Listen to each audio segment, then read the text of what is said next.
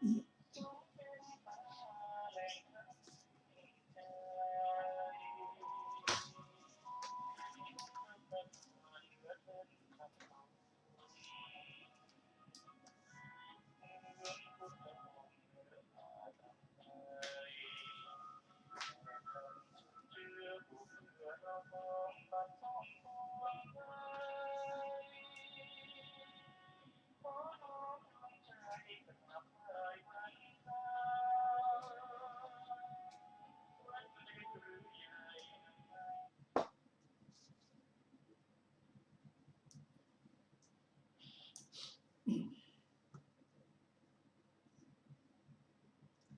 วัสดีครับท่านผู้ฟังที่เคารพครับท่านผู้ฟังกำลังรับฟังรายการศึกษาธรรมนำสุขมีเสนอท่านผู้ฟังทุกวันศุกร์และวันเสาร์ตั้งแต่เวลา 15 นาฬิกาถึง 16 นาฬิกาดำเนินรายการโดยกระผมพันเอกธนัทเดชะมีอาจารย์สรภาเดชะเป็นผู้ร่วมรายการวันนี้เราก็ได้นำมัตตรปิฎกฉบับมมร.เล่มที่ 26 ในพระสูตรที่ชื่อว่าเจทสูตรเกี่ยวกับเรื่องธาตุสี่ก็เหตุการณ์จะเป็นยังไงนั้นเราได้มาศึกษาร่วมกับท่านผู้ฟังวันนี้ก็ขอเชิญอาจารย์เสื้อผ้าก่อนครับสวัสดีค่ะท่านผู้ฟังทุกท่านโนเจทสูตรว่าด้วยเรื่องธาตุทั้งสี่พระผู้มีพระภาคเจ้าประทับอยู่ณพระเชตวันอารามของท่านอนาถบิณฑิกะเศรษฐีกรุงสาวัตถีณที่นั้นแลพระผู้มีพระภาคเจ้าตรัสเรียกภิกษุทั้งหลายแล้วได้ตรัสว่าดูก่อนภิกษุทั้งหลายถ้าว่าความแช่มชื่นแห่งปฐวีธาตุไม่ได้มีแล้วไซร้สัตว์ทั้งหลายไม่พึงยินดีในปฐวีธาตุก็เพราะความแช่มชื่นแห่งปฐวีธาตุมีอยู่แลฉะนั้นสัตว์ทั้งหลายจึงยินดีในปฐวีธาตุถ้าว่าโทษแห่งปฐวีธาตุไม่ได้มีแล้วไซร้สัตว์ทั้งหลายก็ไม่พึงเบื่อหน่ายในปฐวีธาตุก็เพราะโทษแห่งปฐวีธาตุมีอยู่แลฉะนั้นสัตว์ทั้งหลายจึงเบื่อหน่ายในปฐวีธาตุถ้าว่าเครื่องสลัดออกแห่งปฐวีธาตุไม่ได้มีแล้วไซร้สัตว์ทั้งหลายก็ไม่พึงสลัดตนออกจากปฐวีธาตุก็เพราะเครื่องสลัดออกจากปฐวีธาตุมีอยู่แลฉะนั้นสัตว์ทั้งหลายจึงสลัดตนออกจากปฐวีธาตุถ้าว่าความแช่มชื่นแห่งอาโปธาตุไม่ได้มีแล้วไซร้แห่งเตโชธาตุไม่ได้มีแล้วไซร้ถ้าว่าความแช่มชื่นแห่งวาโยธาตุไม่ได้มีแล้วไซร้สัตว์ทั้งหลายก็ไม่พึงยินดีในวาโยธาตุก็เพราะความแช่มชื่นแห่งวาโยธาตุมีอยู่แลฉะนั้นสัตว์ทั้งหลายจึงยินดีในวาโยธาตุถ้าว่าโทษแห่งวาโยธาตุไม่ได้มีแล้วไซร้สัตว์ทั้งหลายก็ไม่พึงเบื่อหน่ายในวาโยธาตุก็เพราะโทษแห่งวาโยธาตุมีอยู่ฉะนั้นสัตว์ทั้งหลายจึงเบื่อหน่ายในวาโยธาตุถ้าว่าเครื่องสลัดออกแห่งวาโยธาตุไม่ได้มีแล้วไซร้สัตว์ทั้งหลายก็ไม่พึงสลัดตนออกจากวาโยธาตุก็เพราะเครื่องสลัดออกแห่งวาโยธาตุมีอยู่แลฉะนั้นสัตว์ทั้งหลายจึงสลัดตนออกจากวาโยธาตุดูก่อนภิกษุทั้งหลายตราบเท่าที่สัตว์เหล่านี้ยังไม่ทราบชัดตามความเป็นจริงซึ่งความแช่มชื่นโดยเป็นความแช่มชื่นซึ่งโทษโดยความเป็นโทษซึ่งเครื่องสลัดออกโดยความเป็นเครื่องสลัดออกแห่งธาตุทั้งสี่เหล่านี้เพียงใดสัตว์เหล่านี้ยังสลัดตนออกไม่ได้พรากออกไม่ได้ยังไม่หลุดพ้นไปจากโลกพร้อมทั้งเทวโลกมาลโลกพรหมโลกและจากหมู่สัตว์พร้อมทั้งสมณพราหมณ์เทวดาและมนุษย์มีใจข้ามพ้นจากแดนกิเลสและวัฏฏะไม่ได้เพียงนั้นก็เมื่อใดแลสัตว์เหล่านี้ได้ทราบชัดตามความเป็นจริงซึ่งความแช่มชื่นโดยความแช่มขออภัยซึ่งความแช่มชื่นโดยเป็นความแช่มชื่นซึ่งโทษโดยความเป็นโทษซึ่งเครื่องสลัดออกโดยความเป็นเครื่องสลัดออก แห่งธาตุทั้งสี่เหล่านี้ เมื่อนั้นสัตว์เหล่านี้ย่อมสลัดตนออกได้พรากออกได้ หลุดพ้นไปจากโลกพร้อมทั้งเทวโลกมารโลกและพรหมโลกและจากหมู่สัตว์พร้อมทั้งสมณพราหมณ์เทวดาและมนุษย์ จึงได้มีใจข้ามพ้นจากแดนกิเลสแห่งวัฏฏะแดนกิเลสและวัฏฏะอยู่ดังนี้ จบโนเจทสูตรที่สี่อัตถกถาโนเจทสูตรที่สี่พึงทราบวินิจฉัยในโนเจทสูตรที่สี่ดังต่อไปนี้ บทว่าณยิทังเป็นต้นท่านประกอบด้วยการปฏิเสธตามที่กล่าวแต่ต้น พึงทราบอย่างนี้ว่าสัตว์ทั้งหลายออกไม่ได้พรากออกไม่ได้หลุดพ้นไปไม่ได้มีใจข้ามพ้นจากแดนกิเลสไม่ได้อยู่พึงทราบวินิจฉัยในนัยยะที่สองบทว่าวิมริยาที่กะเตนะได้แก่มีใจไม่มีแดนในบทนั้นแดนมีสองคือแดนคือกิเลสแดนคือวัฏฏะก็ในบทเหล่านั้นกิเลสของคนใดอันตนละได้แล้วครึ่งหนึ่งอีกครึ่งหนึ่งยังละไม่ได้ก็หรือว่าวัฏฏะครึ่งหนึ่งตนละได้แล้วอีกครึ่งหนึ่งยังละไม่ได้จิตของคนนั้นข้ามพ้นแดนหมายถึงกิเลสหรือวัฏฏะที่ละได้แล้วจิตข้ามพ้นจากแดนไม่ได้หมายถึงกิเลสหรือวัฏฏะที่ยังละไม่ได้ส่วนในที่นี้ท่านกล่าวว่ามีใจข้ามพ้นจากแดนดังนี้เพราะกิเลสและวัฏฏะแม้ทั้งสองละได้แล้วอธิบายว่ามีใจไม่ทำแดนไว้ข้ามพ้นแดนอยู่กล่าวสัจจะสี่เท่านั้นไว้ในสามสูตรเหล่านี้ด้วยประการชนี้แลจบอัตถกถาโนเจทสูตรที่สี่ท่านฟังที่เคารพครับโนเจทสูตรว่าด้วยเรื่องธาตุทั้งสี่เราจะมาศึกษาธาตุตามสมควรธาตุทั้งสี่คือธาตุดินธาตุน้ำธาตุไฟธาตุลม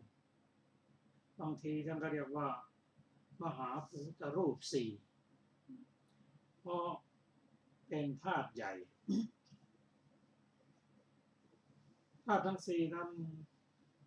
ธาตุดินหรือปัฐวีธาตุนั้นก็ได้แก่ธาตุในร่างกายของคนเราธาตุดินในร่างกายได้แก่อะไรมั่งได้แก่ผมขนเล็บฟันหนังเนื้อเอ็นกระดูกเยื่อในกระดูกม้ามหัวใจตับพังผืดไตปอดไส้เล็กไส้ใหญ่อาหารใหม่อาหารเก่าและเยื่อในสมองทั้งหมดทั้งสิ้นนี้เป็นธาตุดินที่ประกอบเป็นร่างกายของเราธาตุดินนั้นมีลักษณะเข้มแข็งเป็นที่รองรับถ้าไม่มีธาตุดินแล้วธาตุอื่นก็ไม่ทรงตัวอยู่ได้ธาตุดินจึงเป็นเหมือนแผ่นดินสำหรับรองรับธาตุทั้งสามธาตุดินนั้นสัมผัสได้แก่แข็งอ่อนนุ่มนี่คือธาตุดินนะเริ่มต้นตั้งแต่ผมจนถึงเยื่อในสมองนั่นนะทั้งอวัยวะต่างๆเลยเป็นธาตุดินคำว่าธาตุดินไม่ใช่มีธาตุดินอย่างเดียวนะท่านผู้ฟังครับยังมีธาตุลมธาตุน้ำธาตุไฟทำงานร่วมกันอยู่ด้วยแต่ว่าธาตุดินเป็นใหญ่จึงสามารถที่จะทรงตัวอยู่ได้ธาตุดินมีทั้งภายนอกและภายใน ภายนอกนั้นอันแรกนั่นนะแก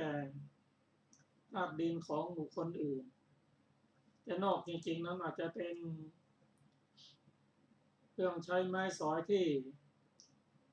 มีลักษณะแข็งแข็งจะเป็นตู้เป็นหินอะไรก็ตามเป็นธาตุดินทั้งนั้น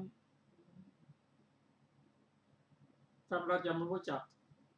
ธาตุน้ำนั้นมีลักษณะเอิบอาบเป็นเสมือนหนึ่งยางเหนียวที่ทำให้ธาตุอื่นๆเกาะกลุ่มกันได้อยู่ได้ธาตุน้ำนี้ถ้า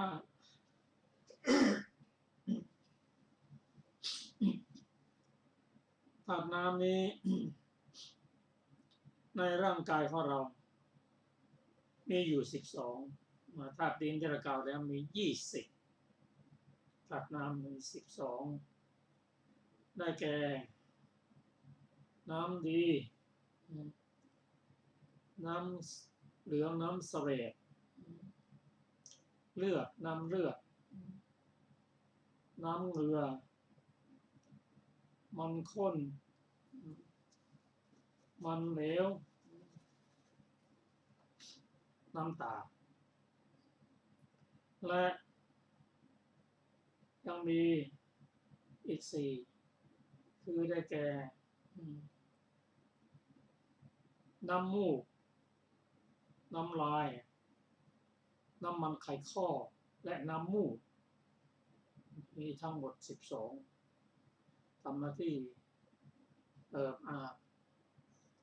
ให้สิ่งนั้นเป็นเกาะกันเป็นยางเหนียวอย่างเหล็กนั้นธาตุดินมีมากธาตุน้ำมีน้อยคอนกรีตก็เหมือนกันธาตุดินมีมากธาตุน้ำมีน้อยแต่ธาตุน้ำถ้าไม่มีเลยก็ไม่เป็นรูปร่างก็เกาะกันไม่ได้ก็ยุ่ยไปอันนี้เป็นธาตุน้ำภายนอกก็มีภายในก็มีน้ำในมหาสมุทรทะเลนี่ภายนอกภายในกระดังที่เดียนทราบนั่นนะมาถึงธาตุไฟมีลักษณะทำให้อบอุ่นแก่ร่างกายธาตุไฟนี้มีลักษณะอุ่นร้อนหรือเย็นก็ได้ธาตุไฟนี้สิ่งที่เย็นก็เรียกธาตุไฟเหมือนกันโดยปกติก็มีความร้อนเขาทำหน้าที่ของเขาในร่างกายก็ทำให้ร่างกายอบอุ่นทำให้ร่างกายเจ็บไข้ได้ป่วยเหมือนกันเวลาเจ็บไข้มีไข้สูงทำให้กระวนกระวายและการที่เรากินอาหารมันย่อยได้ง่ายนั่นก็แสดงว่าธาตุไฟทำงานแล้วธาตุไฟนี้ยังทำให้ร่างกายเสื่อมโทรมไปด้วยเช่นผมหงอกหนังเหี่ยวย่นธาตุไฟนั่นนะธาตุลมในร่างกายได้แก่ลมที่พัดไปมาในร่างกายนั่นนะเช่นลมพัดขึ้นข้างบนลมพัดลงข้างล่างลมในลำไส้ลมในท้องและลมพัดทั่วสารพางกายอันนี้คือธาตุลมนี่เป็นธาตุทั้ง4ที่เราได้ศึกษาในรายละเอียดธาตุทั้ง4นี้มีทั้งคุณมีทั้งโทษซึ่งท่านกล่าวว่าถ้าเป็นคุณอยากอัศทะน่ายินดีในที่ว่าแช่มชื่นนั่นน่ะอัศทะคือแช่มชื่นนั่นยินดีมีสุขสมนัสทีนวะก็คือโทษของธาตุทั้ง4เนี่ยธาตุดินธาตุน้ำธาตุไฟธาตุลมมีทั้งคุณมีทั้งโทษ แต่โดยรวมแล้วโทษมากกว่าจึงหาทางสลัดออกเรียกว่านิสรณะคือทางสลัดออกการที่พระองค์ตรัสว่าคนภิกษุที่รู้จริงเท่านั้นจึงจะหลุดพ้นออกจากวัฏฏะนั่นคือรู้ความเกิดรู้ความดับรู้ถึงคุณรู้ถึงโทษคุณก็ช่ำชื่อในอย่างเดียวกันนั่นแหละ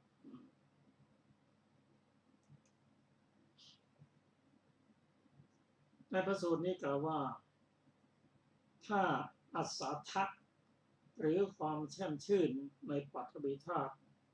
ไม่ได้มีแล้วไสสัตว์ทั้งหลายคงไม่พึงยินดีในปัฐวีธาตุก็เพราะมีอัศทะความแช่มชื่นความยินดีมีคุณของปัฐวีธาตุ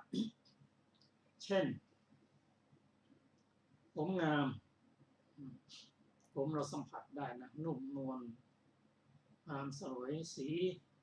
ดีผมงามน่าดูน่าชมคนก็ช่ำชื่นแต่ถ้าเกิดมาแล้วกับผมงอกทันทีนั้นเขาคงไม่มีอาสาทะไม่มีความแช่มชื่นในผมหรอกในธาตุดินเกิดมาก็งอกแล้วแต่ไม่ใช่อย่างนั้นนะเพราะมีทั้งคุณผมงามผมสวยดกดำหรือสีอื่นก็ได้กันดูเมื่อไรก็เกิดความแช่มชื่นสุขสมนัตในผมนั้นแต่เมื่อมีอาสัทธาอาทีนวกตามมาเราจะดูอย่างอื่นอีกทีว่าธาตุดินเช่นร่างกายของเรานั้นห่อหุ้มด้วยหนังแต่ถ้าเป็นหนังที่กำลังเจริญวัยนะก็เต่งตึงสัมผัสนุ่มนวลผิวงามเจ้าของร่างกายนะก็ช่ำชื่นสุขสมนัตมองทีไรก็ช่ำชื่นตางาม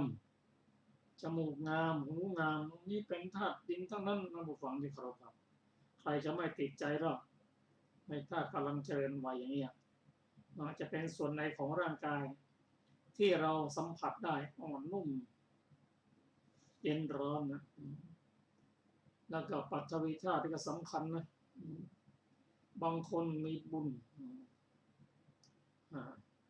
เรียกว่าเป็นนางแก้วพอหน้าร้อนในผิวจะเย็นพอหน้าหนาวก็สัมผัสอุ่นแช่มชื่นทั้งเป็นเจ้าของและคนอื่นที่เขาได้สัมผัสอันนี้เป็นความแช่มชื่นของธาตุดินทั้งนั้นนะเล็บงามอะไรงามทั้งนั้นนะที่สัมผัสได้นะคือคุณคืออัศทะคือความแช่มชื่นของธาตุดินถ้าสิ่งเหล่านี้ไม่มีแล้วนะอัศทะไม่มีความแช่มชื่นไม่มีแล้วก็ไม่มีใครปรารถนาหรอกที่อยากได้ธาตุดิน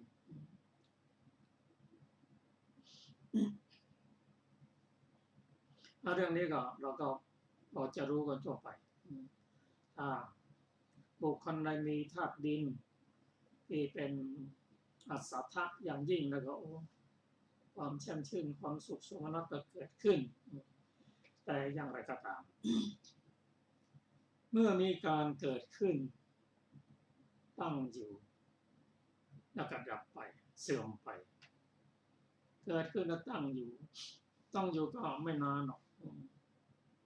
เหมือนกับตะวันขึ้นกับตะวันขึ้นมาแล้วก็ไม่นานมันก็ตกดินทีนี้มาดู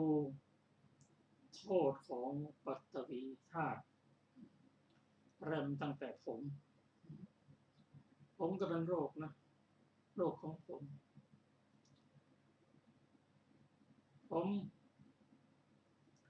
หลุดลุ่ยไม่งามผมหยาบผมงอกหรือผมมี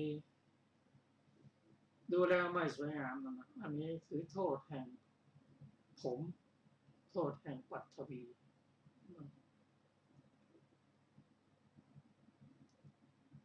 มาถึงธาตุที่ประกอบเป็นผิวหนังธาตุดินหมดความตั้งอยู่แล้วก็เริ่มเสื่อมลงผมแล้วก็ผิวหนังแล้วก็เหี่ยวย่นเป็นเกลียวเป็นกระเป็นริ้วเป็นรอยดูแล้วไม่แช่มชื่นเลยเพราะมันเป็นโทษมันเป็นอสัทธะมองดูแล้วก็โดยเฉพาะไปเปรียบเทียบกับผู้อื่นที่มีธาตุดินกำลังเจริญแล้วก็เป็นทุกข์เนี่ยว่าตัวเนี่ยตอนทุกตอนที่มันเปลี่ยนไปอันนี้จังเอาความไม่เที่ยงมันแปรเปลี่ยนไปจากผิวหนังที่แต่งตึงก็เป็นเหี่ยวย่นหย่อนยานดูแล้วไม่แช่มชื่นเลยอันนี้คือโทษของปัทวีและนอกจากนั้นยังมีโรคต่างๆนั้นโรคของผิวหนังโรคต่างๆที่เกิดขึ้นกับผิวหนังนั่นมันเป็นโทษ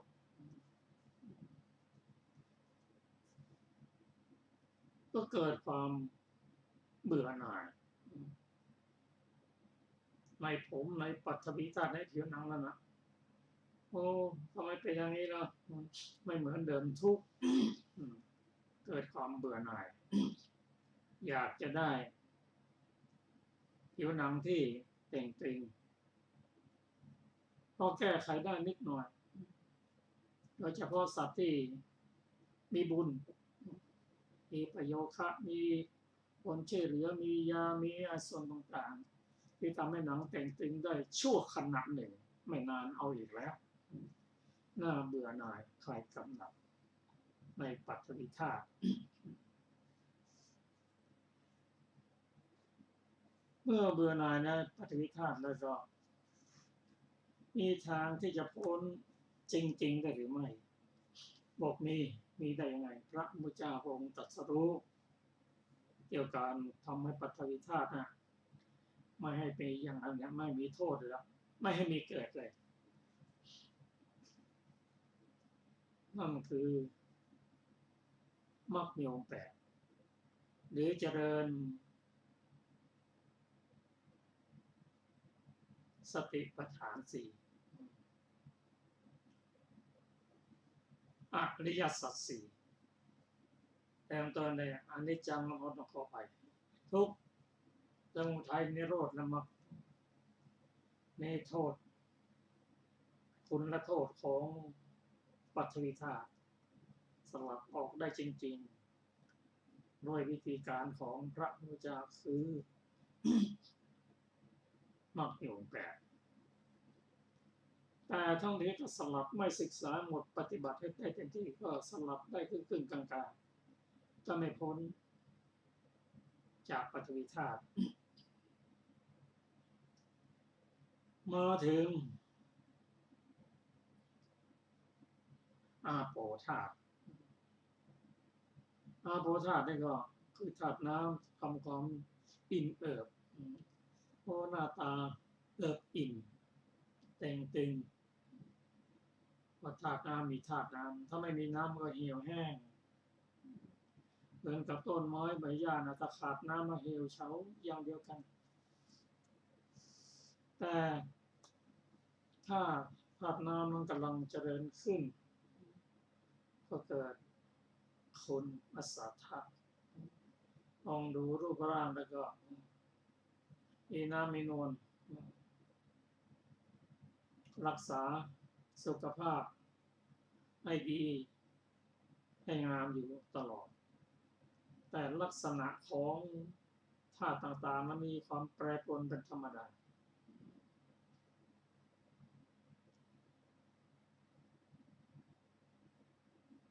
โทษของธาตุน้ำนี่ก็เขาแปรไปอะไรก็ธาตุน้ำมันมีอะไรมั่ง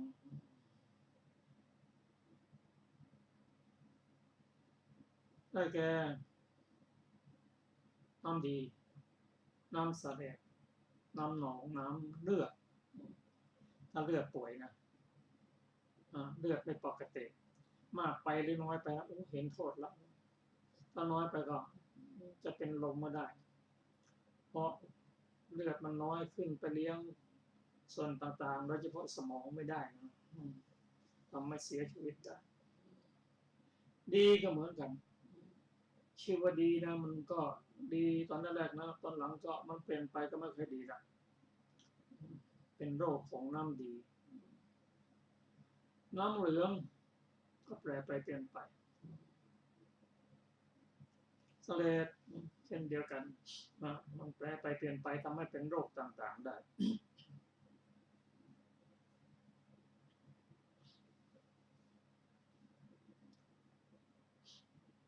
นอกจากนั้นน้ำเหงื่อน้ำตาไขข้นน้ำมันข้นน้ำมัน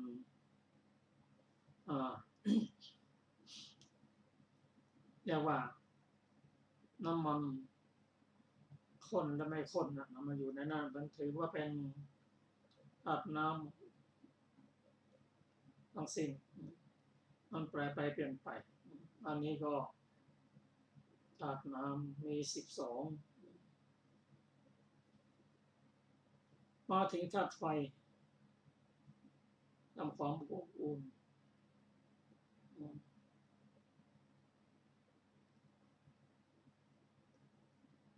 ทำให้ร่างกายสมบูรณ์ย่อยอาหารก็ได้เมื่อคงที่อยู่ก็ทำให้ร่างกายเต่งตึงอบอุ่นนี่คือธาตุไฟในพระสูตรกล่าวว่าคนอายุมากธาตุไฟก็เริ่มเสื่อมลงการย่อยอาหารก็ไม่ดีส่วนคนหนุ่มนั้นจะทานของที่ย่อยยากก็ตามย่อยได้ง่ายหมดเพราะธาตุไฟดีแต่ธาตุไฟมันแปรเปลี่ยนไปแล้วก็อาสัทธะมันก็เป็นอาทินวะเป็นโทษไปหรอก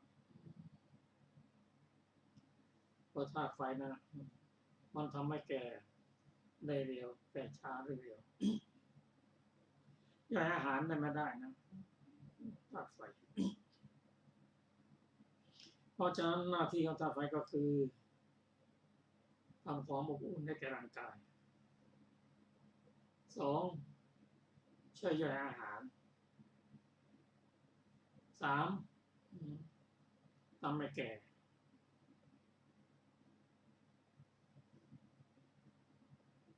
นี่ก็ธาตุไฟทำให้กระวนกระวายก็ได้แต่อย่างไรก็ตามพระองค์ตรัสว่าถ้าสิ่งเหล่านี้มีอยู่มันก็มีทั้งคุณทั้งโทษถ้ามีคุณอย่างเดียวผมก็ชื่นชมธาตุไฟแต่มันมีโทษด้วยมันเผาผลาญทำให้ร่างกาย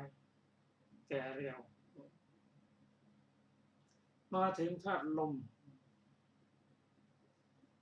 ได้แก่มีลักษณะพัดผัน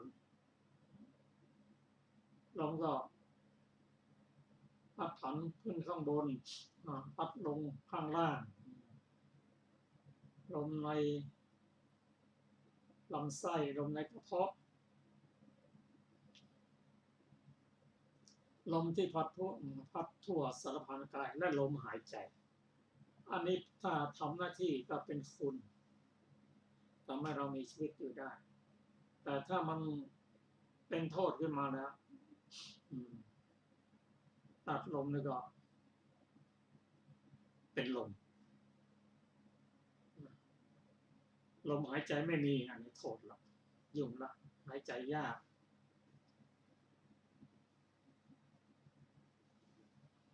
อันนี้ก็เป็นเรื่องของธาตุสี่ที่เราได้รู้พอสรุปได้ง่ายๆนี่พระองค์ได้ตรัสเกี่ยวกับการ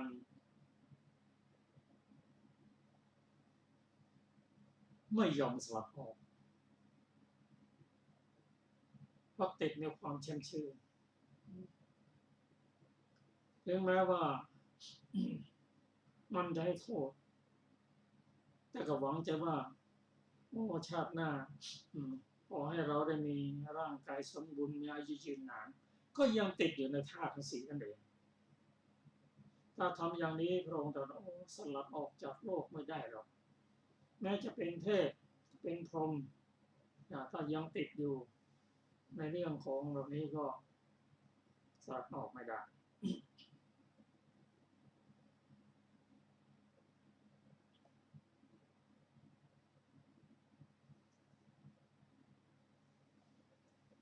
พระองค์ตรัสว่า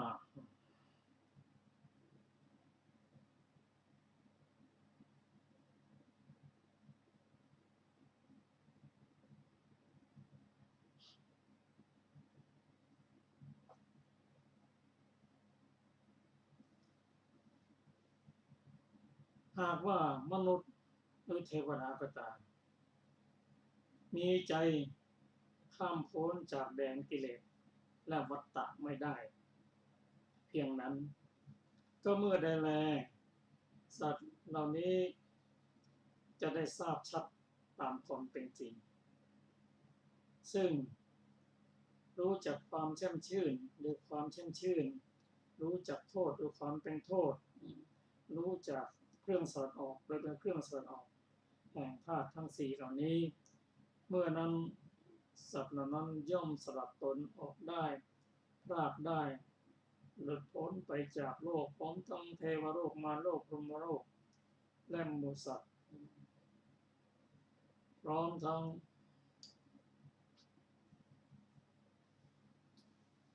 เทวดาทั้งหลาย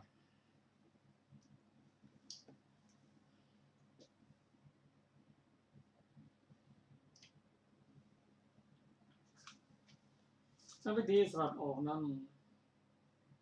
ก็ต้องเข้าหาสัจจะสี่เห็นโทษด้วยความเป็นโทษ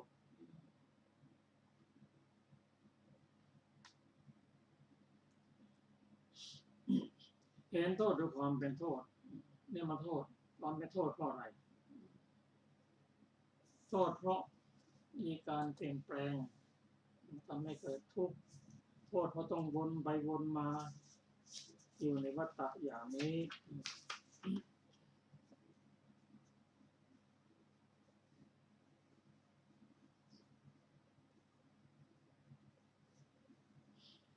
ในภาษาบาลีท่านกล่าวว่ารู้จัก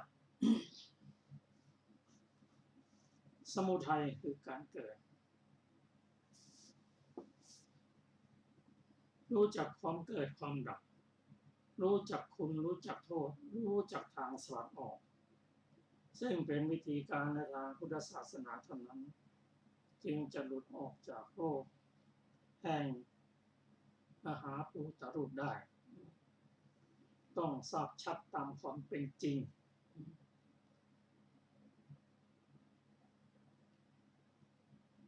เช่น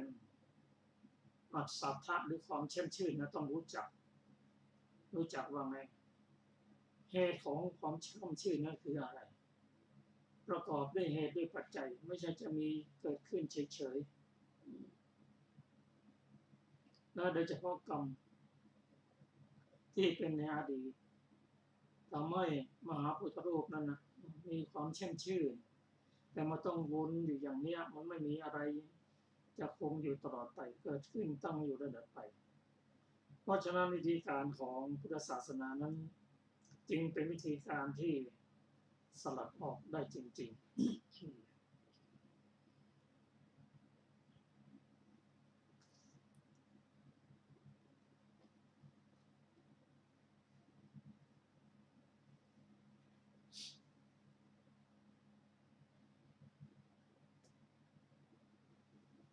ครับเราจะมาศึกษาในรายละเอียด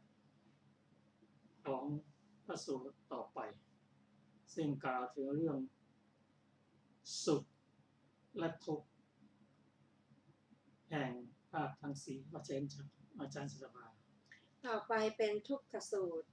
ว่าด้วยสุขและทุกข์แห่งธาตุทั้งสี่พระผู้มีพระภาคเจ้าประทับอยู่ณพระเชตวันอารามของท่านอนาถบิณฑิกะเศรษฐีกรุงสาวัตถี ณ ที่นั้นแลพระผู้มีพระภาคเจ้าตรัสเรียกภิกษุทั้งหลาย แล้วได้ตรัสว่าดูก่อนภิกษุทั้งหลายปฐวีธาตุนี้จักมีทุกข์โดยส่วนเดียวอันทุกข์ติดตามถึง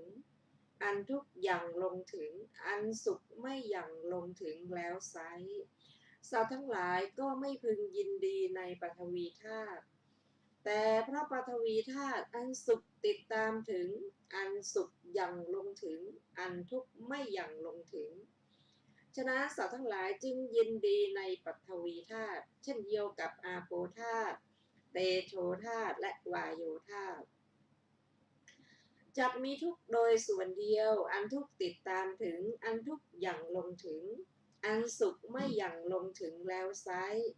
สัตว์ทั้งหลายก็พึงยินดีในวายโยธาตุแต่เพราะวายโยธาตุอันสุขติดตามถึงอันสุขยังลงถึงอันสุขไม่ยังลงถึงฉะนั้นสัตว์ทั้งหลายจึงยินดีในวายโยธาตุดูก่อนภิกษุทั้งหลายปฐวีธาตุนี้จักมีสุขโดยส่วนเดียวอันสุขติดตามถึงอันสุขยังลงถึงอันทุกข์ไม่ยังลงถึงแล้วไซร้สัตว์ทั้งหลายก็ไม่พึงเบื่อหน่ายจากปฐวีธาตุแต่เพราะปฐวีธาตุมีทุกข์อันทุกข์ติดตามถึงอันทุกข์ยังลงถึงอันสุขไม่ยังลงถึงฉะนั้นสัตว์ทั้งหลายจึงเบื่อหน่ายจากปฐวีธาตุเช่นเดียวกันกับอาโปธาตุเตโชธาตุและมีคำอธิบายของวายโยธาตุว่าวายโยธาตุนี้จักมีสุขโดยส่วนเดียวอันสุขติดตามถึงอันสุขยังลงถึงอันทุกข์ไม่ยังลงถึงแล้วไซร้สัตว์ทั้งหลายก็ไม่พึงเบื่อหน่ายจากวายโยธาตุแต่เพราะวายโยธาตุมีทุกข์อันทุกข์ติดตามถึงอันทุกข์ยังลงถึงอันสุขไม่ยังลงถึงฉะนั้นสัตว์ทั้งหลายจึงเบื่อหน่ายจากวายโยธาตุดังนี้จบทุกขสูตรที่5ซึ่งมีอรรถกถาพึงทราบวินิจฉัยในทุกขสูตรที่5ดังต่อไปนี้บทว่าเอกันตะทุกขาหมายความว่าทุกโดยส่วนเดียวเหมือนคนเดินไปแล้วหยุดอยู่เกิดความร้อนฉะนั้นบทว่าทุกขานุปติตาได้แก่อันทุกติดตามบทว่าทุกขาวักกันตาได้แก่อันทุกก้าวลงมีทุกอย่างลงคือปัจจัยแก่ทุกขเวทนาพึงทราบเนื้อความในบททั้งปวงอย่างนี้ท่านกล่าวทุกขลักษณะไว้ในสูตรนี้จบอรรถกถาทุกขสูตรที่5ครับท่านฟังที่เคารพครับองค์ตรัสว่าอาธาตุทั้งสี่มีแต่ความแช่มชื่นอย่างเดียวมีแต่สุขอย่างเดียวไม่มีทุกข์เลยคนก็ไม่ปรารถนาที่จะเบื่อหน่ายในธาตุทั้งสี่แต่ด้วยกฎ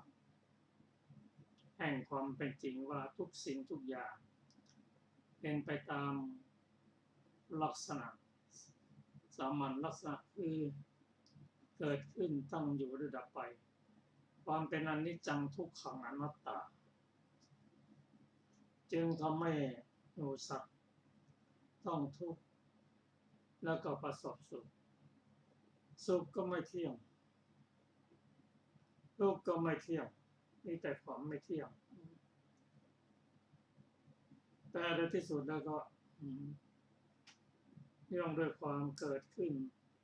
ต้องอยู่ระดับไปต้องวนเวียนอยู่อย่างนี้สัตว์จึงมีความปรารถนาจะพ้นจากทุกข์แต่เพราะความเบื่อหน่ายคลายกำหนัด ในธาตุทั้งสี่ก็ได้รู้เห็นด้วยตนเองแต่ความจริงแล้วท่านผู้ฟังที่เคารพครับธาตุทั้งสี่ที่ประกอบเป็นร่างกายของเรานั้นถึงแม้มันเจ็บไข้ได้ป่วยอะไรตามถ้าผมงอกผิวหนังเหี่ยวย่นกระดูกแตกกระดูกหักเป็นโรคต่างๆร่างกายมันก็ไม่ทุกข์ไม่สุข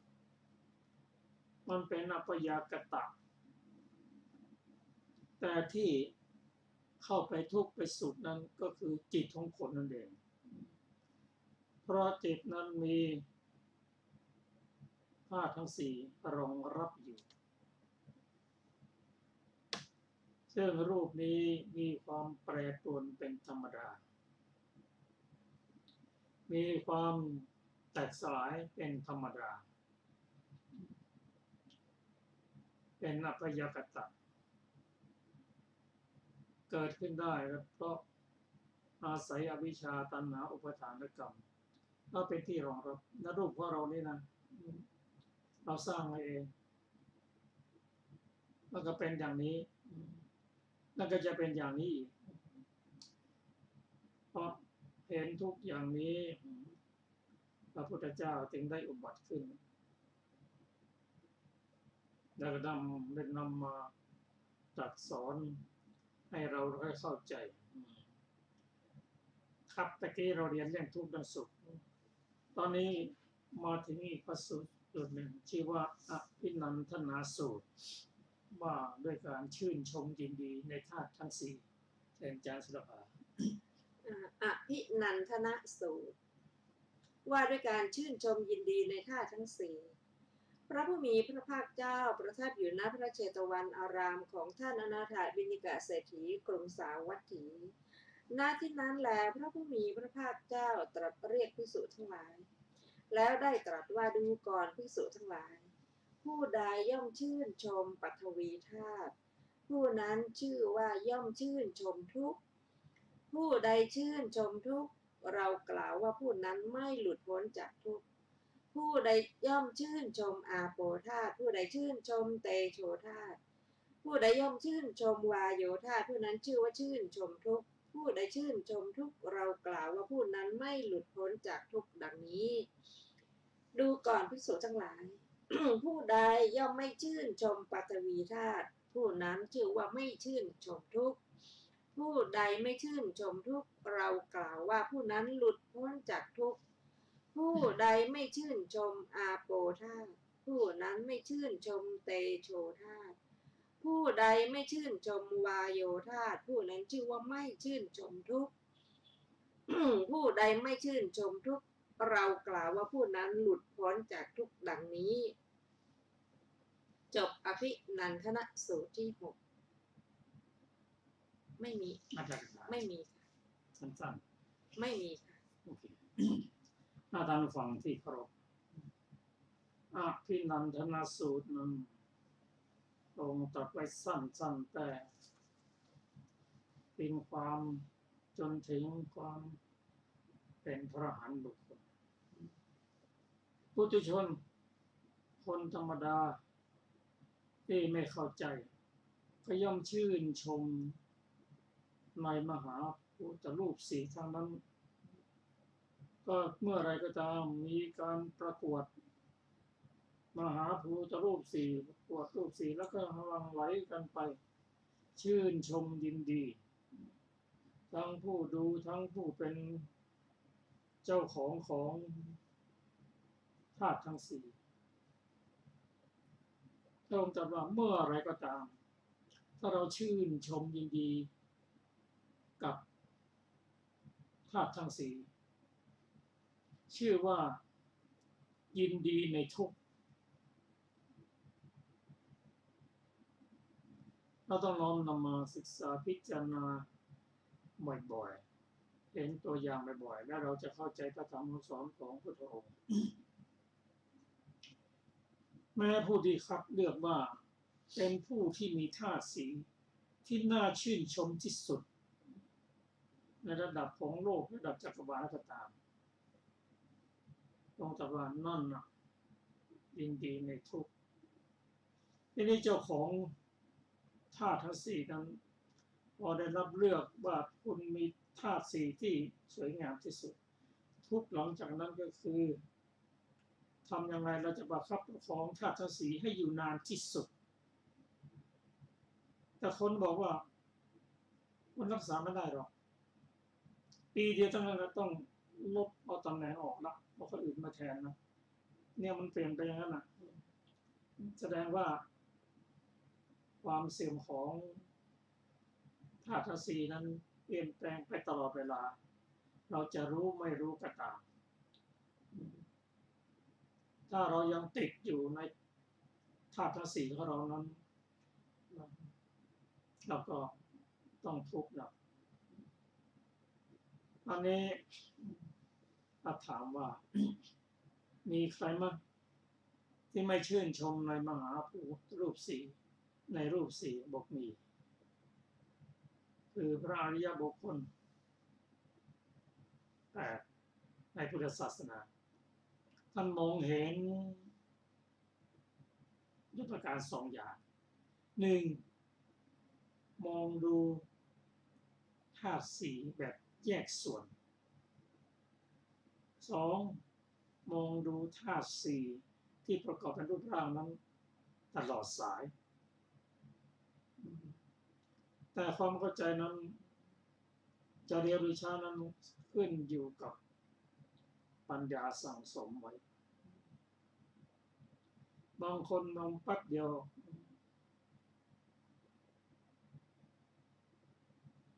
ก็เห็นว่างามมองงามก็มองนานๆก็งามอีกมันชื่นชมยินดีแม้ญาติพี่น้องก็ยินดีที่คุณมีธาตุสี่ที่งามแต่ธาตุสี่นั้นมีความแปรปรวนรูปนั้นมีความแปรปรวนเป็นธรรมดามีการกระจัดกระจายกันเป็นรสเป็นเกล็ดมีความเป็นอภยากตะเป็นผลมีวิญญาณเป็นเหตุไกลมันไม่มีอะไรที่จะยืนยงเพราะฉะนั้นต้องมองอยู่ว่าที่ว่างามนั้นงามจริงหรือเปล่าบางคนธาตุบางธาตุรูปร่างบางอย่างงามบางอย่างไม่งามแปรเปลี่ยนตลอดเวลาหลังที่แปรไปนั้นนะเรียกว่าทุกข์เกิดจากความแปรปรวนความทุกข์เกิดขึ้นนะถ้าบางมหาภูตรูปสี่บางที่บางแห่งบางคนนั้นตอนที่เจริญระดับของความเจริญสมบูรณ์สุดก็ชื่นชมยินดีและพระองค์ไม่ได้ตรัสว่าไม่น่ายินดีนะไม่งามตรัสมันไม่เที่ยงมันเป็นทุกข์พระองค์ตรัสว่ามันไม่งามมันเป็นทุกข์แม้แต่นางรูปันนันทาน้องของพระพุทธเจ้านั้นที่ว่างามที่สุดไม่มีใครเทียบยกให้คนเดียวยกให้พี่ยโสธราเท่านั้นเมื่อไรก็ตามพระพุทธองค์ได้ฟังธรรมพระองค์ตรัสถึงโทษของรูปเท่านั้นไม่งามงามบอกงามลงบอกไม่งามก็ในที่สุดเมื่อได้ฟังธรรมลองเฟ้นธรรมที่เหมาะกับนางรูปันนันทาเป็นเนรมิตหญิงอายุ15จบ16ปีย้อน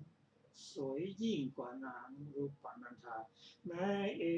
นางเองก็ยอมรับนางคนนี้ใส่ชุดสีแดงงามนี่เกิดเรานี่ด้วยลงไปเลยเหมือนกับกาอย่างนั้นงามจริงๆเดี๋ยวพระองค์ก็เนรมิตรูปนั้นให้เสื่อมไปทีละนิดให้ธาตุทั้งสี่เสื่อมไปเนี่ยรูปนี้ไม่งามนะสู้รูปก่อนไม่ได้แล้วตอนในที่สุดก็แก่ยอมลงเจ็บไข้ได้ป่วยนะมีมูดมีทูดไหลนางยอมรับ เห็นโทษของธาตุทั้งสี่มองทีไรก็ไม่งามนะ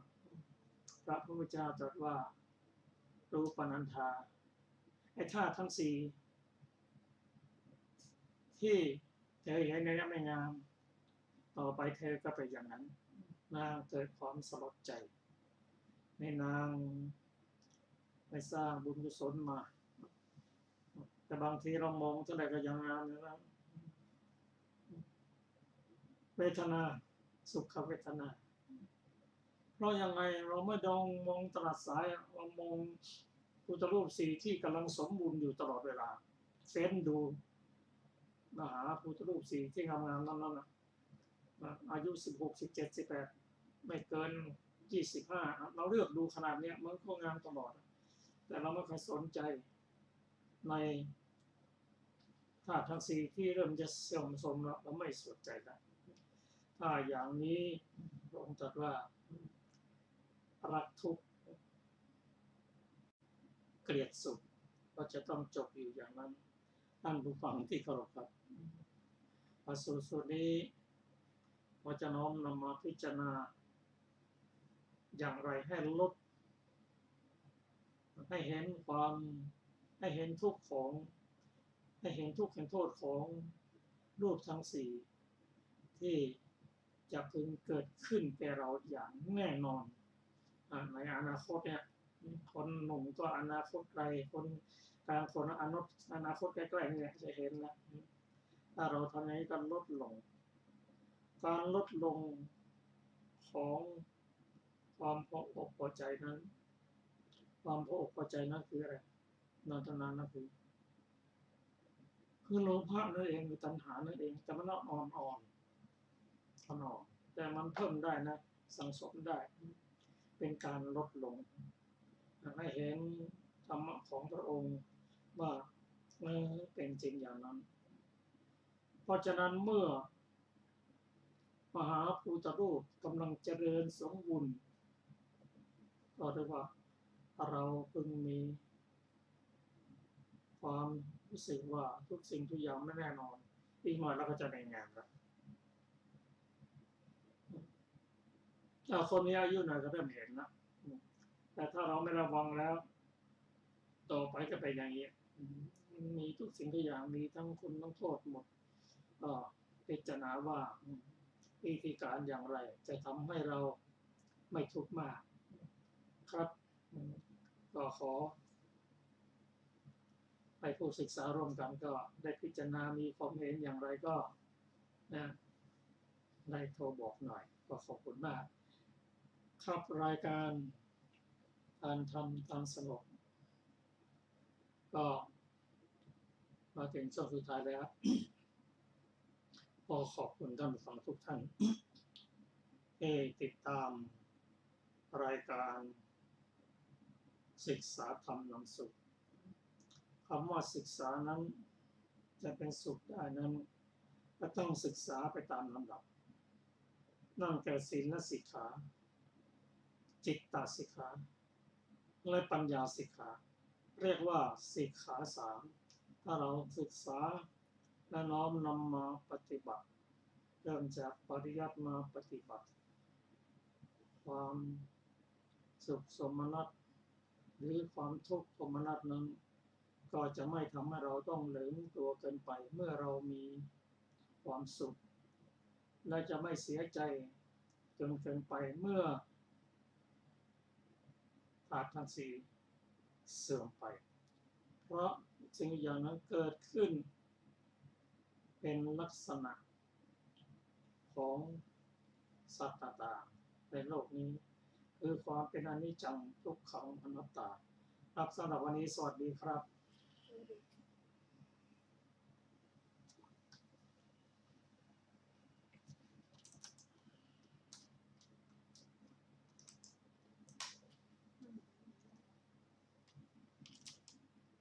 ไม่ว่าเราเปลี่ยนแบบเจ็ดเนี่ย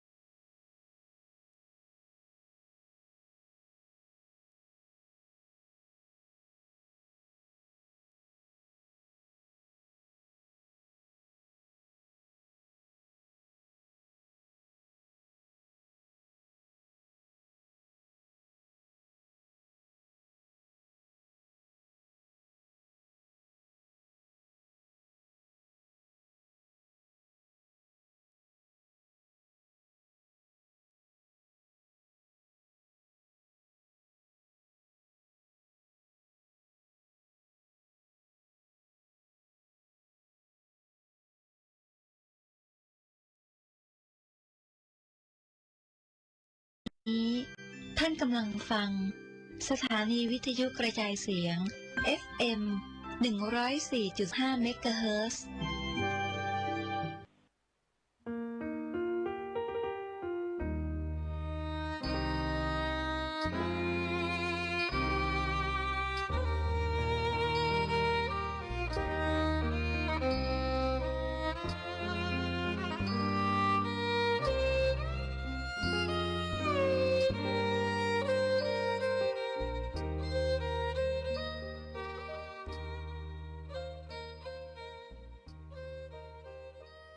พระธรรมเสนาบดีสารีบุตร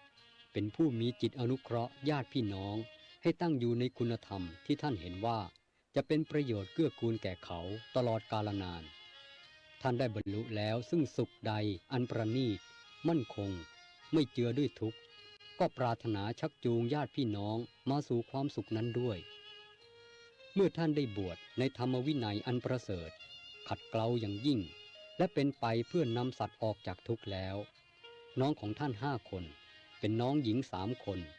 คือจาลาอุปจาราศรีสุปจาราและน้องชาย2 คนคือจุนทะและอุปเสนะ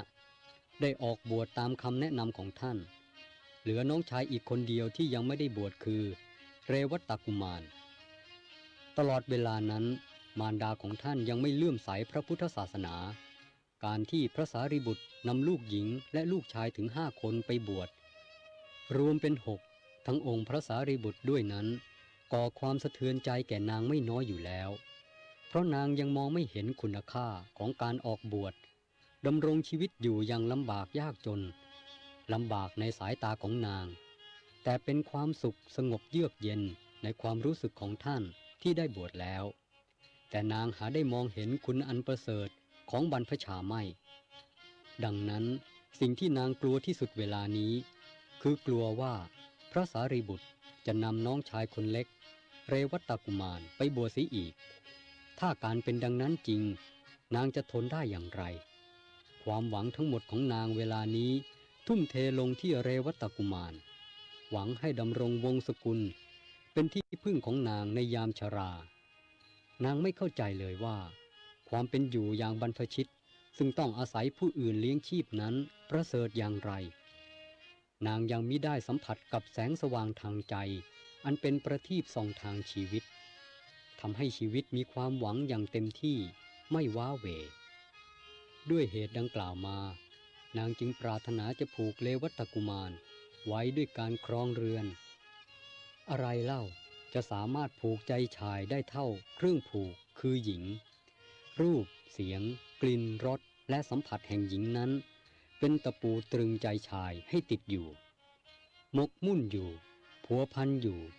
ยากที่จะสลัดออกไปได้เมื่อเรวัตกุมารอยู่ครองเรือนก็จะเป็นผู้รับมรดกทรัพย์สมบัติทั้งสิ้นของนางมิให้พินาศสูญสิ้นไป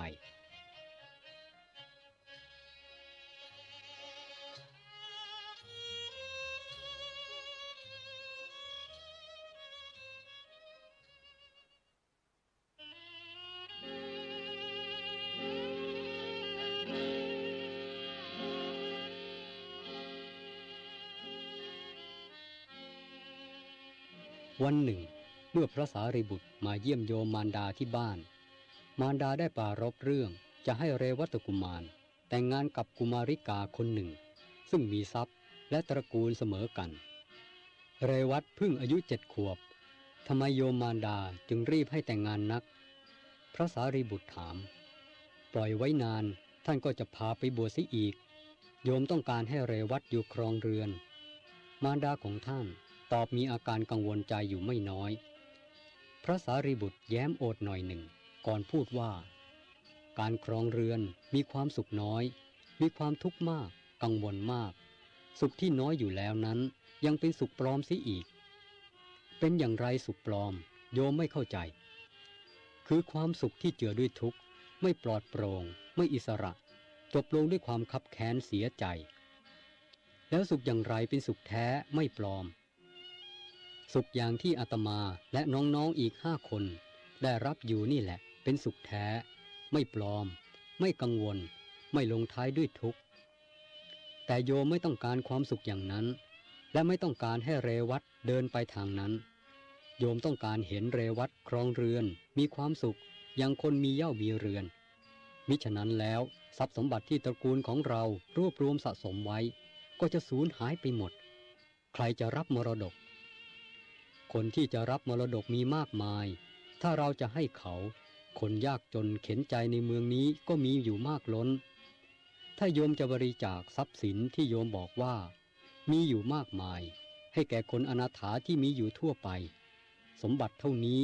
ก็จะไม่เพียงพอด้วยซ้ำไปเรื่องอะไรจะต้องไปให้เขาไม่ได้เป็นอะไรกับเราหาทรัพย์มาด้วยความเหนื่อยยากต้องให้กับคนที่เรารักและพอจะเป็นที่พึ่งของเราได้อาตมาได้ยินโยมพูดหนักใจเกี่ยวกับทรัพย์สมบัติด้วยเกรงจะไม่มีผู้รับมรดกจึงได้พูดไปอย่างนั้นอันที่จริงทรัพย์สมบัติภายนอกก็เป็นของที่อาศัยใช้ชั่วคราวมันไม่ยั่งยืนอะไรบางอย่างก็จากไปก่อนบางอย่างเจ้าของก็จากมันไปเมื่อตายแล้วก็นำติดตัวไปไม่ได้มันเป็นของโลกต้องทิ้งไว้ในโลกนี้ใครเอาไปไม่ได้เลยสักอย่างเดียวโดยที่สุดแม้อวัยวะร่างกายอันเป็นที่หวงแหนเป็นที่ยึดมั่นถือมั่นว่าเป็นเราเป็นของเราก็เอาไปไม่ได้ต้องปล่อยทิ้งไว้ให้ญาติพี่น้องเผาในกองเพลิงพร้อมด้วยการร้องไห้คร่ำครวญร่างกายและทรัพย์สมบัติภายนอกไม่มีประโยชน์อะไร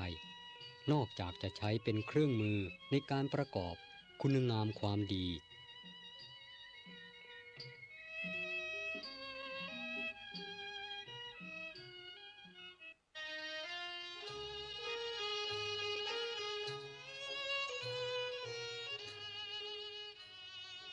แม้พระธรรมเสนาบดีจะชี้แจงอย่างไรมารดาของท่านก็หานิยมคล้อยตามไม่ยังคงรักษาความคิดและทิฏฐิของตนไว้อย่างเหนียวแน่นมั่นคงจริงทีเดียวนักปราชญ์ผู้ประกอบด้วยปัญญาอันแหลมลึกกว้างขวางเป็นที่ยอมรับนิยมเลื่อมใสของคนทั่วไปพูดจาอะไรก็มีคนคอยจำคอยจดคอยเงี่ยโสดลงสดับเสมือนหงายภาชนะไว้รองรับน้ำฝนอันรู้ว่าจะตกลงมาเป็นเพชรนินจินดาแต่เป็นการยากเหลือเกินที่จะให้คนในครอบครัวหรือญาติพี่น้องมีความรู้สึกเช่นนั้นไปด้วยเมื่อเห็นว่าไม่อาจชักนำมารดาให้นิยมตามตนได้แล้วพระธรรมเสนาบดีก็ลาจากไปและได้สั่งภิกษุทั้งหลายผู้เป็นสหธรรมิกว่าถ้าเรวัตกุมารน้องชายของข้าพเจ้ามีความประสงค์จะบวชมาหาท่านทั้งหลายก็ขอให้บวชได้ทันทีไม่ต้องคอยให้ลามารดาบิดาขอให้ถือว่าข้าพเจ้านี่แหละเป็นทั้งมารดาและบิดาของเรวัตกุมารฝ่ายมารดาของพระสารีบุตรก็มีความมุ่งมั่นที่จะผูกเรวัตกุมารไว้ด้วยเครื่องผูกคือการครองเรือนผูกด้วยโซ่คือสตรีจึงมั่นเด็กหญิงคนหนึ่งผู้มีตระกูลและทรัพย์สมบัติเสมอกันกำหนดวันเรียบร้อยแล้วประดับตกแต่งเรวัตกุมารพาไปสู่เรือนของญาติผู้ใหญ่ของกุมาริกานั้นพร้อมด้วยบริวารชนเป็นอันมากเมื่อญาติทั้งสองฝ่ายประชุมกันพร้อมแล้วเพื่อเริ่มมงคลพิธีญาติทั้งสองฝ่ายให้กุมารและกุมาริกาจุ่มมือลงในถาดน้ำเรียบร้อยแล้วญาติผู้ใหญ่ได้กล่าวอวยพรเด็กหญิงว่าขอเจ้าจงได้เห็นธรรมอย่างที่ยายของเจ้าได้เห็นแล้วขอเจ้าจงมีอายุยืนเช่นเดียวกับยายของเจ้าเรวัตกุมารได้ยินดังนั้นคิดว่าอะไรหนอคือธรรมที่ยายเห็นแล้วจึงถามขึ้นว่าคนไหนคือยายของกุมาริกานี้ญาติแนะนำหญิงชราคนหนึ่งให้เรวัตรู้จักพร้อมกล่าวว่าหญิงชรานี้เป็นยายของเด็กหญิงท่านมีอายุได้120 ปีแล้วบัดนี้ฟันหักผมงอกหนังหดเหี่ยวหย่อนยานตัวตกกระหลังโกงดุจกรอนเรือนก็กุมาริกาคนนี้เล่าจักเป็นอย่างคุณยายหรือเรวัตถามด้วยสงสัยอยากรู้ญาติตอบว่าถ้ามีอายุยืนนานถึง120 ปีก็ต้องเป็นอย่างนี้เรวัตกุมารคิดอย่างเด็กฉลาดและมีบารมีในทางธรรมว่า สรีระแม้ที่สวยงามเห็นปานนี้อย่างกุมาริกานี้ย่อมแปรผันไปสู่ความไม่งามพึงรังเกียจในที่สุดเพราะไฟคือชราเผาให้ไหม้เกรียมดุจใบไม้สดในเบื้องแรกแปลเป็นสีเหลืองแล้วหล่นจากต้นถูกแดดแผดเผาให้เกรียมกรอบโดยรอบเป็นของอันใครๆจับต้องไม่ได้เป็นปริโยสารชีวิตช่างน่าสังเวชสลดใจเสียนี่กระไรอุปติสสะพี่ชายของเรา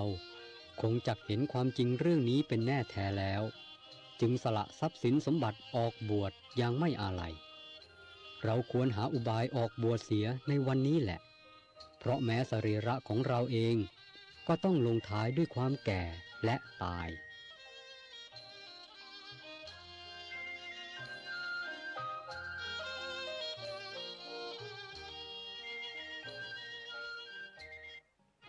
เมื่อเสร็จพิธีแล้ว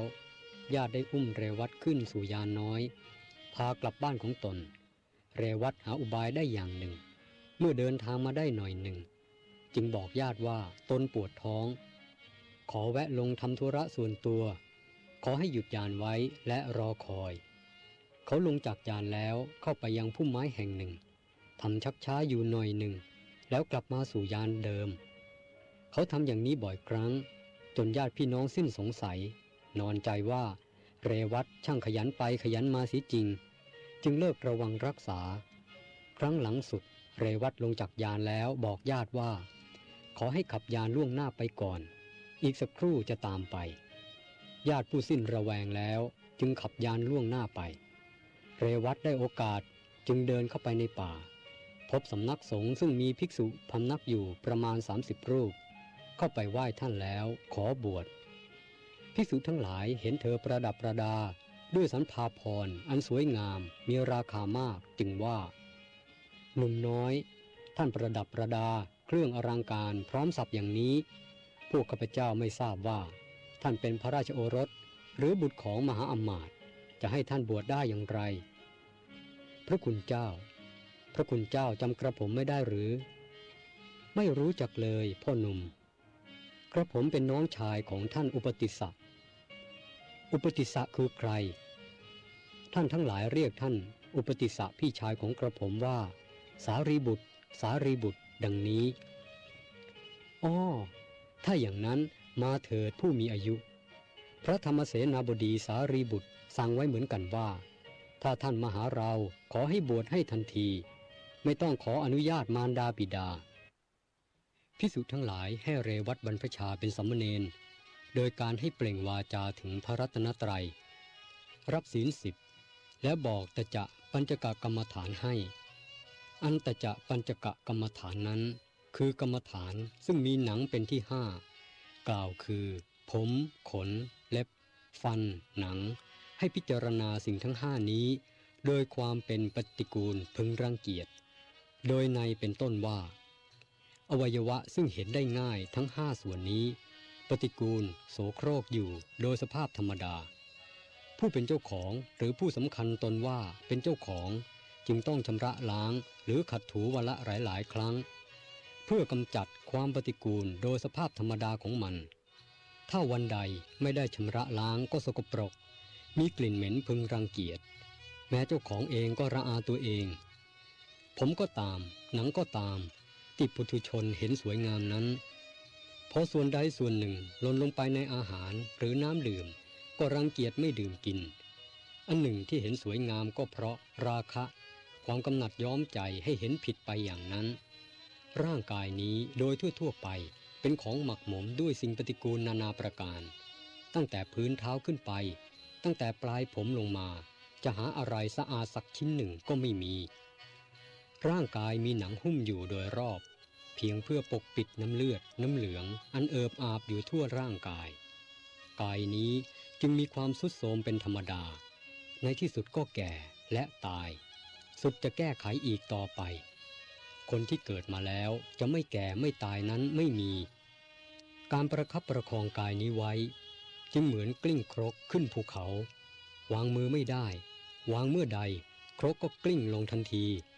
ร่างกายนี้ก็เหมือนกันอยู่ได้ด้วยการประคับประคอง จึงน่าเบื่อหน่ายยิ่งนักสามเณรเรวัตมีใจโน้มเอียงในทางหน่ายโลกีเป็นทุนอยู่แล้วเมื่อได้ฟังโอวาทของท่านอุปชาดังนี้ก็เพิ่มแรงแห่งความปรารถนาที่จะสลัดตนให้พ้นภัยแห่งกันดารคือความเกิดแก่เจ็บตายมากขึ้นเปรียบเสมือนน้ำที่พบทางไหลอันไม่มีอุปสรรคขวางกั้นเมื่อภิกษุทั้งหลายได้บรรพชาให้สามเณรเรวัตแล้วก็ส่งข่าวไปกราบเรียนให้พระสารีบุตรทราบพระธรรมเสนาบดีพอใจยิ่งนักที่น้องชายคนเล็กก้าวลงสู่มรรคาอันประเสริฐเพื่อเดินทางไปให้ถึงที่สุดแห่งทุกข์ท่านทูลลาพระผู้มีพระภาคขอไปเยี่ยมสามเณรน้องชายพระพุทธองค์ผู้มีอนาคตังสยานอันแจ่มใสทรงมองเห็นเหตุการณ์ข้างหน้าเสมือนบุคคลผู้มีตาดีทั้งสองข้างมองดูตนเองในกระจกใสทรงยับยั้งพระสารีบุตรไว้ว่าสารีบุตรท่านจงยับยั้งอยู่ก่อนเถิดอย่ารีบไปเลยอีก2-3 วันต่อมาพระอัครสาวกเบื้องขวาทูลลาอีกพระศาสดาทรงยับยั้งไว้อย่างเคยพร้อมกับตรัสว่าสารีบุตรคอยก่อนเถิดแม้เราก็จะไปเยี่ยมสามเณรน้องชายของท่านเหมือนกันฝ่ายสามเณรคิดว่าเราบวชแล้วถ้ายังพำนักอยู่ที่นี่ต่อไปญาติพี่น้องคงต้องมาตามหาและนำเรากลับไปสู่เรือนอีกจึงตัดสินใจจะหลีกจากที่นั้นไปเร้นอยู่ในป่าลึกเมื่อแน่ใจดังนี้แล้วก็ขอเรียนกรรมฐานจากพระอุปชาตั้งแต่ต้นจนเพียงพอที่จะบรรลุอรหัตผลได้แล้วถือบาทและจีวรเข้าไปในป่าลึกเป็นป่าไม้สแกนั่นเองพยายามทำความเพียรติดต่อมอบกายมอบชีวิตให้แก่การปฏิบัติธรรมได้บรรลุอรหัตผลพร้อมด้วยปฏิสัมภิทาทั้งหลายในพรรษานั่นเองการประพฤติธรรมการบรรลุธรรมไม่เกี่ยวกับอายุแต่เกี่ยวกับบารมีผู้มีบารมีแม้อายุน้อยก็มีธรรมในใจมากได้ส่วนผู้ไม่มีบารมีแม้อายุมากแล้วมีเหลนแล้วผมงอกแล้วงอกอีกก็หาได้สนใจธรรมไม่อย่าพูดถึงว่าจะบรรลุธรรมเลยในศาสนานี้ผู้ใดบรรลุอรหัตผลเป็นพระอรหันต์แล้วแม้ยังเป็นสามเณรท่านก็เรียกกันว่าเถระโดยถือเอาคุณธรรมเป็นเกณฑ์เมื่อออกพรรษาปวารณาแล้วพระสารีบุตรทูลลาพระศาสดาอีกพระพุทธองค์ตรัสว่าสารีบุตรแม้เราก็จักไปที่นั่นเหมือนกันครั้งนั้นมีภิกษุสงฆ์จำนวน100ตามเสด็จเมื่อเสด็จไปถึงทาง2 แพร่งพระอานนท์กราบทูลว่าพระเจ้าข้าทางที่จะไปยังสำนักของพระเรวัตนั้นมีอยู่2 ทางทางหนึ่งอ้อมเป็นระยะทางประมาณ60 โยชน์เป็นที่อยู่ของมนุษย์ทั้งหลายทางหนึ่งตรงประมาณ30 โยชน์เป็นที่อยู่ของอมนุษย์อันอมนุษย์คุ้มครองแล้วจะโปรดเสด็จไปทางใดพระสากยมุนีตรัสถามว่าอานนท์ศรีวลีมากับพวกเราด้วยมิใช่หรือมาด้วยพระเจ้าข้าอานนท์ถ้าศรีวลีมาด้วยก็ขอให้ไปกันทางตรงนี่แหละ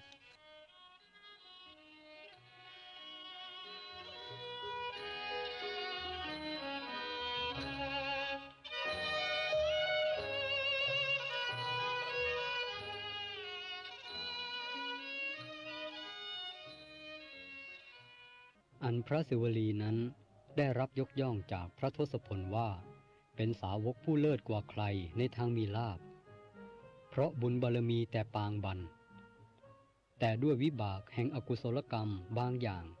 ทำให้ท่านต้องอยู่ในครรภ์ของพระมารดาถึง7 ปีพระมารดาปวดครรภ์อยู่7 วันดังกล่าวแล้วแต่เบื้องต้นอกุศลกรรมนั้นคือสมัยหนึ่งท่านเกิดเป็นพระราชายกกองทัพไปล้อมนครหนึ่งไว้ประชาชนของนครนั้นได้อาศัยประตูหลังออกไปหาข้าวหาฟืนและบริขารแห่งชีวิตอื่นๆจึงสามารถรักษาพระนครไว้ได้เป็นเวลานานต่อมาพระราชชนนีของพระราชาจะทราบด้วยเหตุใดเหตุหนึ่งจึงบอกพระราชาราชโอรสว่าชาวนครอาศัยประตูเล็กด้านหลังเข้าออกหาเครื่องเลี้ยงชีพถ้าหวังชัยชนะในเร็ววันก็ให้ปิดประตูหลังเสียด้วยพระราชาจึงให้ปิดประตูหลังแห่งนครนั้นเสียพ ประชาชนไม่มีทางออกต้องประสบความลำบากด้วยการขาดแคลนข้าวน้ำพระราชาจึงสามารถยึดเอานครนั้นได้สมพระประสงค์พระราชาผู้ยกกองทัพไปล้อมนครในครั้งนั้นคือพระศรีวลีนั่นเองส่วนพระมารดาของพระราชาในครั้งนั้นคือพระมารดาของพระศรีวลีในการนี้ฝ่ายกุศลกรรมอันอำนวยผลให้ท่านเป็นผู้เลิศด้วยลาภมีดังนี้ในการแห่งพระพุทธเจ้าพระนามว่าปทุมุตระท่านได้เห็นภิกษุรูปหนึ่งได้รับยกย่องจากพระศาสดาพระองค์นั้นว่าเป็นผู้เลิศด้วยลาภ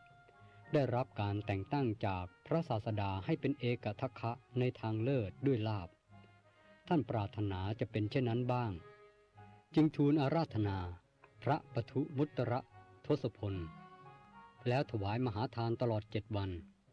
ตั้งความปรารถนาเฉพาะพระพักของพระสัมมาสัมพุทธเจ้าพระองค์นั้นว่า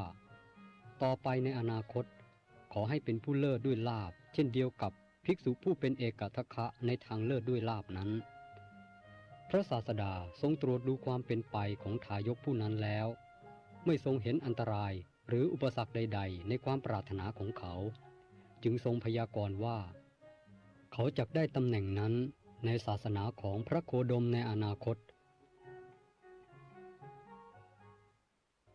ต่อมาอีกในศาสนาของพระวิปัสสีทศพลบุรุษผู้นั้นหลังจากท่องเที่ยวอยู่ในเทวดาและมนุษย์เป็นเวลานานแล้วมาเกิดในหมู่บ้านแห่งหนึ่งไม่ไกลจากพันธุมดีราชธานีสมัยนั้นพระราชาแห่งพันธุมดีและประชาชนชาวพันธุมดีต่างเตรียมถวายมหาทานและถวายแข่งกันโดยการจัดขาธนีโภชนีอาหารอันประณีตให้มีประเภทคุณภาพและปริมาณที่เท่ากันหรือยิ่งกว่าวันหนึ่งเป็นวาระของชาวนครที่จะถวายมหาทานแด่พระสงฆ์มีพระวิปัสสีสัมมาสัมพุทธเจ้าทรงเป็นประมุขประชาชนตรวจไทยธรรมของตนแล้วเห็นว่ายังขาดน้ำผึ้งอยู่จึงให้คนไปคอยดักอยู่ปากทางที่คนจากชนบทจะเดินทางเข้ามายังพระนครทุกด้านครั้งนั้นมีบุรุษผู้หนึ่งออกจากบ้านมองหาที่เดินเล่นนั่งเล่นอันผาสุกสำหรับตนได้เห็นรวงผึ้งรวงหนึ่งโตพอประมาณสวยงามเขาคิดว่าเป็นบุญของเราแล้วจึงถือเอารวงผึ้งนั้นเดินเข้าไปยังนครผู้ซึ่งมายืนคอยดักอยู่ปากทางเห็นบุรุษนั้นเดินถือรวงผึ้งมาจึงถามว่าจะนำรวงผึ้งไปให้ใครไม่ได้นำไปให้ใครเขาตอบจะนำไปขายหรือบุรุษนั้นถามขายเราเถิดนี่เงินว่าแล้วก็ส่งเงินให้จำนวนมากกว่าราคาของรวงผึ้งที่เจ้าของรวงผึ้งคาดหมายเขาจึงคิดว่ารวงผึ้งนี้ราคาไม่เท่าไหร่แต่ฉะไหนคนผู้นี้จึงให้กหาปณะแก่เรามากเกินเราน่าจะทดลองดูเท่านี้ไม่ขายเขากล่าวท่านจะเอาสักเท่าไร10 กหาปณะเอาไหมไม่ได้อ้าวถ้าอย่างนั้นข้าพเจ้าขึ้นให้ท่านถึง100 กหาปณะไม่ได้เขายืนยัน1,000บุรุษผู้นั้นขึ้นราคาให้อีกเขาสงสัยเป็นกำลังจึงถามว่าบุรุษผู้เจริญรวงผึ้งนี้ราคาจริงๆก็ไม่เท่าไรเหตุไรท่านจึงให้ราคาแก่ข้าพเจ้าถึง 1,000 กหาปณะบุรุษผู้นั้นได้เล่าความจริงให้เขาฟังทุกประการและเสริมว่า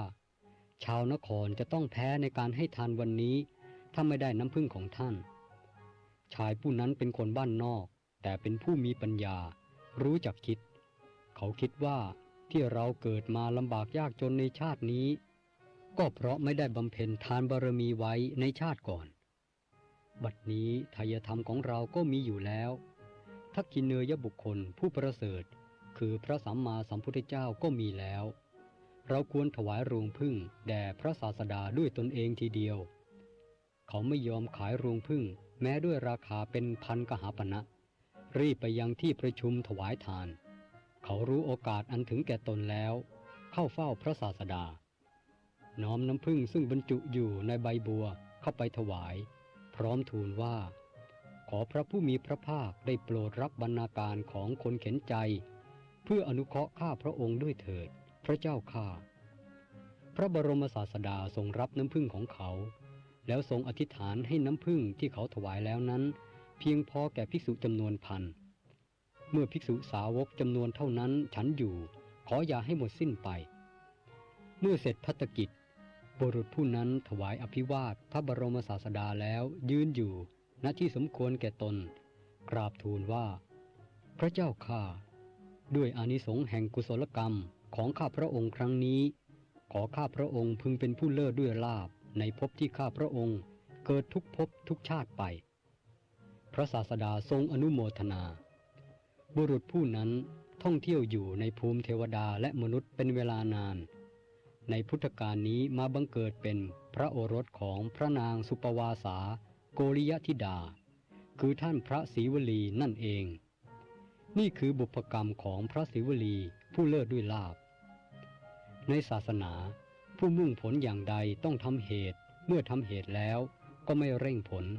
จะให้เมื่อใดก็ช่างเถิดแต่ผลจะให้เมื่อสุขเต็มที่แล้วและเป็นผลอันยั่งยืนพระศรีวลีได้ทำบุญ